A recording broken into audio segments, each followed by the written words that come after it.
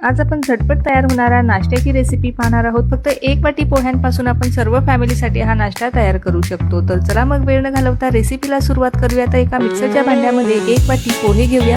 पोहे जाड बारीक कुठलेही घेऊ शकतो। सेम वाटीने अर्धी वाटी रवा आणि पाव वाटी आपल्याला बेसन पीठ घ्यायचं आहे। 1 इंच आलं, 3 हिरवी मिरची, त्यानंतर 1 चमचा साखर टाकूया।